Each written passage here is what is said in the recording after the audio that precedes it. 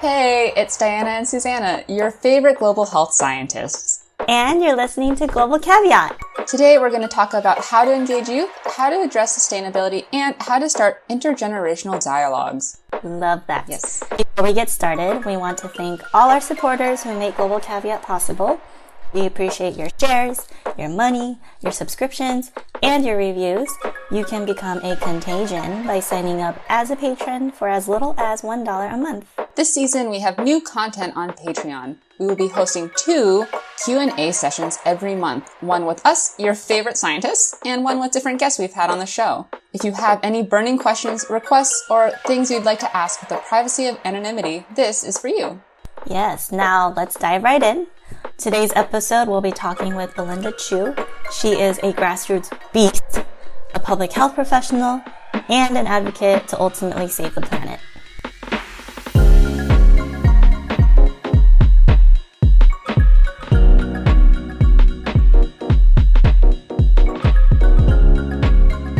Hey Belinda, thanks for being on Global Caveat. We're super excited to have you. If you could introduce yourself, just tell us briefly who you are and then some contact info if people want to reach out to you.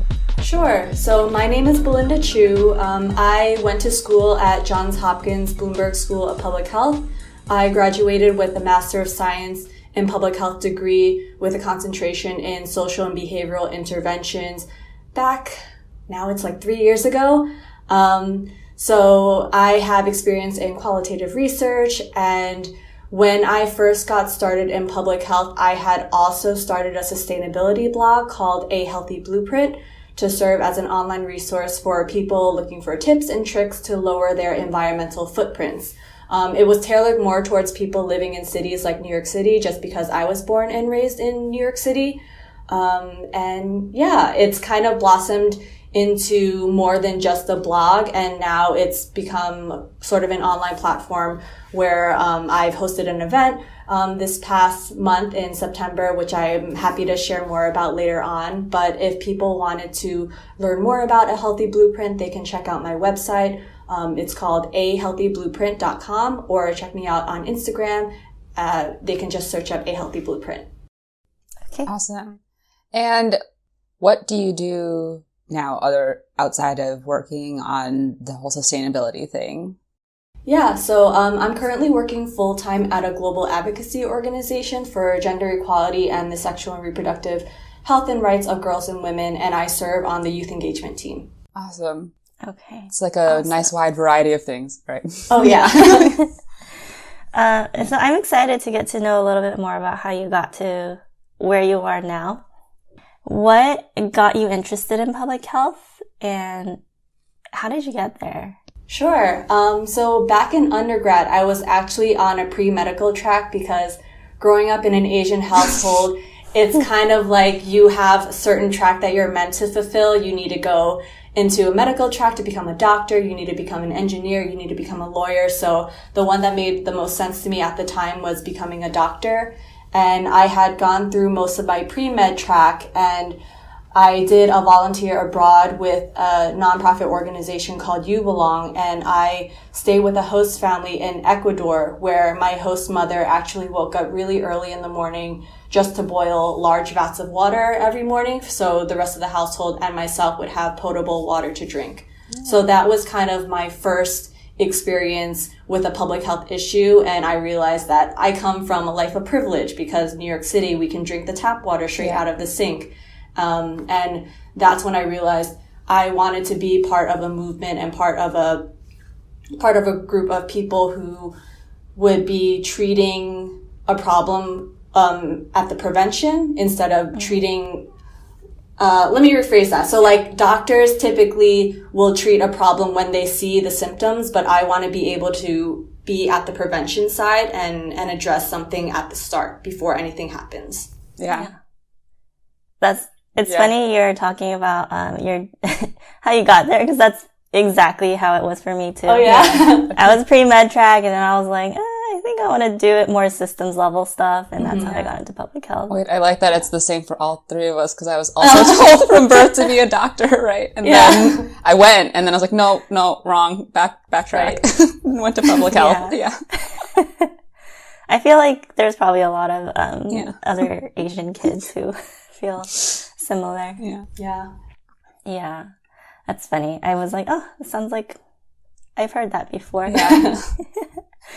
So I feel like you've mentioned you were in Ecuador, and then there were some other countries that you've also worked in. Yeah. So through my program at school, because I was in the international health department, we had the opportunity to do work abroad. And I was lucky enough to receive a research grant to conduct my own qualitative research in Mexico. So I was in a small town in Jalisco, Mexico, where I conducted a study just to explore perceptions and knowledge about this plant called the Moringa oleifera plant, which is perceived and also known as the drumstick tree or Árbol de la Vida or tree of life. And in the community, I learned that the tree or the plant it's perceived as a weed just because it grows so well and so, it grows so easily. You don't need to take care of it. It's great in semi-arid, tropical climates. People have known that plant to be used for treating diabetes, for preventing cancer, for reducing cholesterol, all of those great things. So I wanted to see whether, because Mexico is one of the countries which has high levels of obesity, whether they can choose this vegetable as a potential nutritional component to their diets. So because it's so readily available in their town, I wanted to see whether they'd be willing to try using it and incorporating it into their diet. So what I was doing was I went into the community, developed rapport with the community members and asked them about what they currently know about the moringa plant, and then asked them if they'd be willing to serve as consultants to basically try using the moringa leaves as a food component within their meals. So I had targeted women with children and asked them, hey, if I give you leaves, will you try preparing foods with them or drinks or whatever you can think of, and come back to me and tell me how your experiences were. And they were really receptive. I had some really good feedback. The main hurdles were that some boys in the family felt that, vegetables are gross, I don't want to try something new, which is something that's common in a lot of families. It's not just in Mexico. So what I got out of it was that people know a lot about the moringa plant as a medicinal component, but not really as a nutritional add-on. I'm hoping that more research will be done and more people will know about moringa, because now we see in some health food stores, even in the US, that moringa is now the superfood because you can see it in the powder form. Sometimes you can see it sold as seeds. But we want to make it more known that, hey, you can eat it as a dietary supplement, especially in places where obesity is very prevalent. Does it have a taste? No, it's actually really mild. And I had interviewed someone and she had said that she's willing to substitute cilantro and use moringa instead, which I thought was really interesting because cilantro has such a strong flavor and I'm not a fan of cilantro. Yeah. So I was like, hey, if you want to substitute for that, I'm all for that. That's interesting. I don't think I've ever tried the moringa. Moringa. Huh. Yeah. That's pretty cool. So you did that in Mexico. How long were you in Mexico for? I was there for the summer. And then the following fall, in October, I had gone to Cambodia for another practicum experience where I was working with an NGO called the Cambodian Community Dream Organization. I had done some formative research as part of class requirements just to see what are the needs of the organization, because they wanted to pilot a community gardens program, but they needed some expertise from a public health standpoint. So I came in and helped them initiate that program, and it's really taken off since then. And while I was there, since I was considered their public health officer, they also wanted to relaunch their women's health program. So because I had some research background, I helped them develop a baseline survey for the current knowledge, attitudes, and practices for what the women in the communities outside of CM knew about different health topics, from hygiene and sanitation, nutrition, gender-based violence, menstruation, contraception, all of those things. And with the knowledge that we gathered, with the data that we gathered, we were able to tailor workshop curricula for them. And I was there for only 3 months, but I was able to see the start of the nutrition workshops take off. Wow. That's really cool. Yeah, that's awesome. And that's really great that you got to be part of like multiple different facets of the community and like see, it's amazing to see the garden and like make that kind of program, but also the other aspects of things. Oh yeah. The garden program was actually one way to build sustainability within the community, because they originally came in to work with 3 rural schools outside of Siem Reap to help promote children to go to school for free or for really low cost. So there was an issue with getting children to go to school because they didn't have breakfast. So as a way to motivate the children to go to school and help the families relieve them of trying to feed their children before they go to school, we offered them free breakfast. But as a way to get buy-in from the community members, they were thinking of, so what's a way to get community buy-in, get them to invest? If they don't have the money, how else can they contribute? Since a lot of people in the community outside of Siem Reap are farmers, they would be able to donate fruits and vegetables. So we employed them as farmers to help donate their in-kind donations through vegetables to help supplement the breakfast program. That's cool. That's really cool. Such simple solutions. Yeah, right? it makes sense for the community, fits in that setting, solves lots of problems. Yeah. Public health. That's super cool. So you said that it's really taken off since you were there. So do you know where they're at now? So the last time I spoke with them, they were working with hotels in Siem Reap to see whether they can partner and have the community gardeners essentially help provide the salad supply. So if they were to grow lettuce and tomatoes, they would provide that. And I know one of their long-term goals was to be essentially the organic suppliers of Siem Reap. So they have a large market that we would often go to just to see, because they sell so many goods and produce. So essentially they wanted the rural Cambodians to be the organic suppliers and the ones who are growing those things. So either supplying stuff for the organic market or supplying things for the hotels. That was where it last is. And actually, my boss, the executive director, is in the U.S. right now doing some fundraising and doing some leadership programs. So I'm hoping I get to see him next week. That's awesome. Wow. I want to do those projects. Yeah, that sounds It sounds like so much fun. It's like, I feel like it's so nice to see something like that actually work out and then be able to grow and impact the whole community like that, and, you know, improve livelihoods about like everyone and increase all of the like internal local work and everything. Oh, it's amazing. I'm like, I think that's so great. Yeah. I tried to, not to like totally derail, but I tried to help start a livelihood sustainability farming program co-op in Italy with one of the CAST centers there, which is where the asylum seekers stay. But it was so complicated with all the politics, because like you can't register certain people, you can't, like, you have to have like a certain certain types of places registered as like the farming land, and then like the money has to be in this weird like circles and circles and circles and funnels to actually get back to the people that needed it, or like were trying to do all of the work, and it just ended up not being sustainable and couldn't actually function because there was too many stops and walls in the way. So it's beautiful to see it actually work out. I think it's interesting too, because I think when people think about science in general, they're like, can it be reproducible and generalizable like anywhere and everywhere? And with global health, you can't really do that. It's very specific to, things have to fall into place. So I think it's really cool that you had this base in Mexico, and then you were able to go to Cambodia and also have the sustainable intervention workout. But then you see Italy where they have something similar, and it's just like, it's not going to happen here. So, it's just really interesting. And I think that it really speaks to how complicated public health is in a lot of ways for such simple solutions. Gosh, I want to get to know more about like all these projects, but we should move on. So you said you worked with women and kids primarily, right?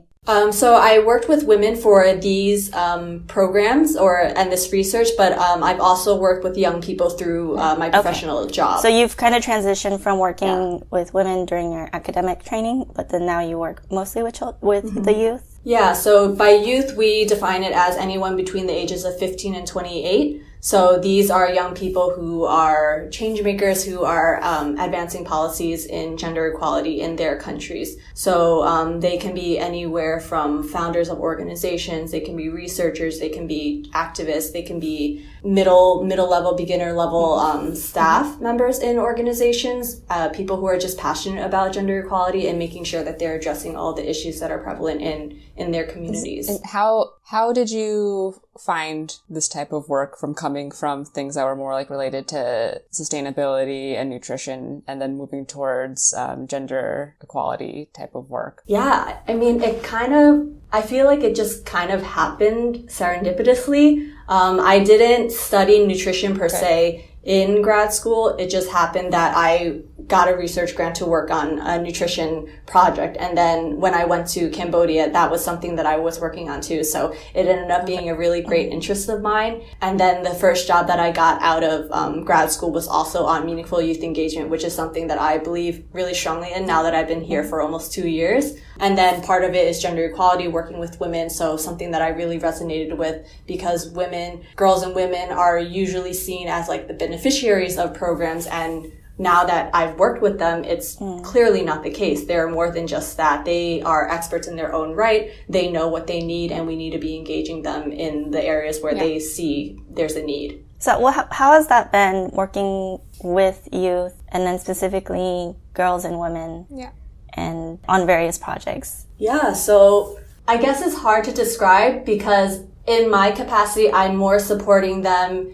Like with our program, we're focusing on making sure we give them the platform. So they already are advocates and activists in their own right. They know what they need. We're here to give them the resources and give them the platform. So maybe they need help opening doors. Maybe they need a little bit of funding to get to a national or an international conference. So we're helping to give them that. Maybe they need a little bit of capacity building skills. So we help train them with that.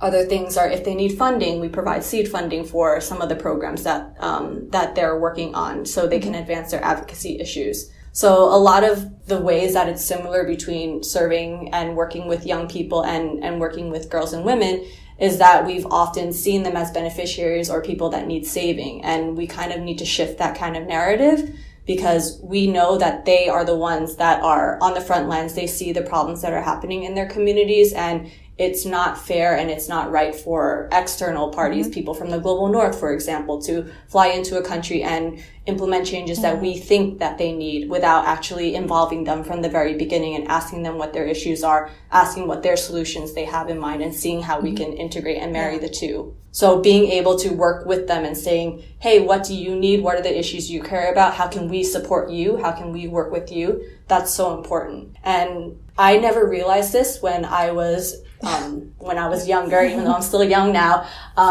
When I would go to events and when I would see panels, I would see maybe there wouldn't be any young people on panels, and maybe there would be one, but if they were on panels, they would only serve as a moderator, for example, or they would just be there as like a token young person, and they didn't engage them in a way of they're the expert in their field. They're not called on to talk about their work. And the same goes with women. Sometimes you don't see any women on panels, and we need to stop having all male panels. We need to have more gender inclusive panels, because people of all genders, of the entire spectrum, need to be engaged. People of all ages need to be engaged, because this generation, the millennials, Gen X, they're just amazing, and we need to be talking to them more and listening to them. Like we've seen, I'm sure you've seen everywhere in the US, around the world, we've seen the global climate movement led by young people, which is so inspiring. Yeah, I think it's interesting because I love how you said we need to shift our lens from seeing women and girls or youth in general as beneficiaries and really start putting in the front lines, like entrusting them with the responsibility that you can lead and impact change, or just, be a lead on a project or an intervention, or be the voice or something, you know, because it's so true. Like if you go on any kind of global health or public health website and you look at the women and girls or child section, it's usually all programs on like, how can we help them? Yeah. We don't see anything where they're, where they're the lead or the voice for any of these things. Yeah. I think it's interesting to try to get more youth on different panels. I we're in New York. You obviously know it was just UNGA, which is the UN General Assembly, which means the city is taken over by everyone and everyone in the world, in the UN and UN affiliates, and, you know, very difficult. Anyone that just like knows the grid system of New York, just know that it's basically becomes very congested and difficult to get anywhere for a week. But anyway, the organization I work at hosted a side event, and it was on mental health in adolescence. And I think it's fascinating that you were saying that we need to get more people, like more women, more youth on panels, because there were 2 youth advocates on the panel, but it was so obvious by the end of the panel that the like people that are in power positions in organizations weren't necessarily listening to them, and like listening to the youth on the panel, where they were like, oh, what you're doing is really great. You're being a great advocate. You're being a great liaison. You're like doing all this work in your high school, in your college, and things like that, or in the community. And then when people were like asking questions about like, oh, what can we do to do more youth engagement? All of the people at like the high level UN agencies or different organizations or different country like ministries, they would have answers like, oh, we're doing this, oh, we're doing that. And I'm just sitting there being like, that's not engaging them. You're like, we've created these programs, and like, you're thinking it's this. I'm like, you're so detached from the issue. Like, there's literally someone sitting next to you that's saying that's not how to do it, and you still don't hear it, which is just, So I think it's just like so interesting. Your focus has been more on children in like helping with getting a community to understand like the importance of having kids go to school, and then also working with youth engagement, but then also like youth engagement so complicated because what was the age range? Like 15 to 28 for our program. That's wild, right? That's the definition of youth. Like that's like such that's a like large millennial range. And Gen Z. It's like, oh yeah, right, Gen Z. I messed up before. Gen X, Gen Z. I don't know the difference. I don't know what the names are for all the generations, but like it's so complicated like, to try to figure out how to engage and get each one of those. But then there are so many of them making impact and being the voices and being outspoken. Right. We hear them, but we don't hear them. And yeah, I think that's a really good point, Diana, that it's like really complicated. Like that age range is pretty interesting, 15 to 28. I mean, like I'm over here still trying to stay relevant with Visco Girl. I honestly still don't understand what that is. And I recently found out it's Visco. You don't say VSCO. Well, I was today years old when I found that out. And I still don't get it, but then like, but those, like, the people who are in the loop with that kind of stuff, they're the 15 to like, 20 right now. And, a lot of them are doing really great work. Yeah. And maybe we should just put on a forum where we teach older people how to listen. Yeah. And encourage intergenerational dialogue. That's a great term, intergenerational dialogue. Yeah. I'm going to use that. It's really great. And you've also done some environmental work as well, right? Kind of like at the grassroots level through my sustainability blog. It's just because I see the pollution in New York. Yeah. I see people litter on the streets. It's just, oh my goodness. I was at a store the other day and I was online at the cashier and someone just like spat on the ground indoors. And indoors? Indoors. And I was just appalled, and just people don't know etiquette and just general cleanliness of like how to take care of our environment and our surroundings. So, I guess that's part of the reason why I wanted to start my sustainability blog, of just what are things that the general public, the average person can do to sort of lower their environmental footprint, to reduce their impact. So things that I've done, at my office, for example, is, with TerraCycle, they have these zero waste programs, and I wear contacts, but I hate the fact that it produces so much waste. Our contacts itself is made from plastic. So they collect, the blister packs as well as the contacts. So I started a collection drive at my office. So other contact wearers in my office are depositing it in our box, and then when it gets full, we send it off to TerraCycle, and it's free. So small things like that.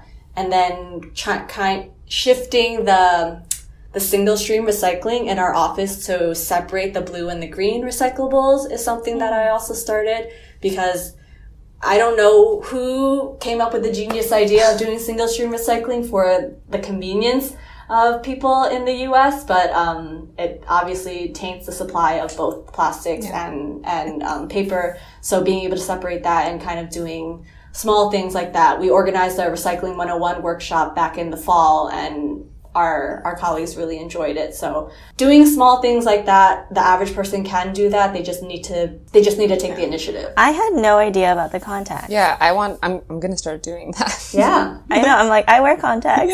Yeah. My guilty conscience is kicking in. I'm like, oh my God, I contributed so much to the solution. Especially if you wear daily contacts. Every single blister pack is like added waste, you know? Do you know if it's only in New York where they do the collection for contact lenses? No, it should be nationwide because I've shared it with other people. And you just have to sign up. If you want to sign your office up, for example, you get the free shipping labels. And that's how I've been able to do it. I know they have other zero waste boxes that you would pay for, but I know at least for the contacts, it's free. That's great to know. Yeah. Yeah. And earlier you mentioned that you had an event or something. Was that with like how I was just talking about a UNJ thing? Was that related or intertwined or anything? Because like that whole concept and the whole week's topic was climate change, which is perfect for sustainability and environment, right? Yeah. So with my organization, I actually got to go to a youth and public mobilization briefing with the UN Climate Action Summit team. And they were inviting civil society organizations if they wanted to host an event to submit proposals for a solution showcase. And I reached out to them and said, hey, you know, my organization's not specifically focused on climate and sustainability, but can I, as an individual, if I work with partners, can I submit an event? So I did one, and mine was accepted as a side event in support of the UN Youth Climate Summit. So I ended up hosting one in September, the day after the Youth Climate Summit. So I had a really packed weekend. I went to the climate march on Friday. I went to the Youth Climate Summit on behalf of my organization. And then I organized an event on that Sunday. And it was actually on showcasing solutions on food waste management and reduction in New York City. So I had reached out to a number of food waste partners just to ask them, hey, you know, I love the work that you're doing. I think food waste is something that we need to be tackling. And I love the fact that you are on the front lines of doing that and engaging with different members of the community within New York City. Can you come in and talk about your work and educate anyone who might not know about your organization and share with them how they can get involved? So we shared it for the Climate Week NYC with the climate group. We shared it with the Youth Climate Summit attendees, and then also just on other platforms just to see who would show up. And it was a really great crowd. People were really engaged. We had a school teacher who had taught for 30 years. We had students who had just graduated from school who, oh my God, it was such a dynamic conversation. And I feel like they've gotten a lot out of it, and we did a feedback survey, still getting some responses on what they thought, but we had some really great speakers and some really great conversations that followed after. That's awesome. Yeah. I wish I was there. It sounds like you have a lot of different like connections, or you're engaged with a lot of different organizations around the city and throughout the city. Do you is that something that you do regularly? Do you find that like helps with being more engaged and more involved with youth? Is it more like youth centric, or do you kind of do like work with the entire community type of organizations, like outside of your own organization you work at? Yeah, so the food waste topic was something, I was toggling between two topics, between food waste and plastic pollution. And I know that plastic pollution has been on the front page of a lot of media outlets for a while, but food waste is something that's not really being addressed. And obviously food waste is a big contributor to global warming when the food ends up in the landfills and ends up producing methane. So I thought it would be a perfect opportunity to enlighten some folks who might not be as aware. So I had reached out to some people in my networks. I had gone to a sustainability startup panel and reached out to Angel Veza, who is part of an organization. She's working with hospitality industry to see if they can reduce their food waste. I reached out to Barbara Lee of Trash Talking with Eco Warriors. It's another podcast, and she had a number of food waste partners on her podcast. And I was like, hey, do you mind connecting me with so-and-so? I'd love to get in touch with them to see if they would be interested in participating in this event. So things like that. We also had a New York City food waste fair that happened back in May. So I had also reached out to people just from that. And I guess people who are just passionate about the topics or really engaged and really wanted to participate. And that's what I really like about this community. Like, people want to do good and people want to be engaged and want to share this information because they care. Yeah. And that's what I love about the nonprofit space, public health space, people in this whole sector, because we all just want to help the world. Yeah. Yeah. You're like this grassroots, like, beast. I feel like I have too many ideas sometimes, and it just like escapes my head. I'm trying to like tame myself. But it's great, right? Because you like started the context thing. You're doing like food waste stuff, and then you reach out to people for big events like the summit, and you put together your own little side event for it, and it's really wonderful to see. Yeah, thank you.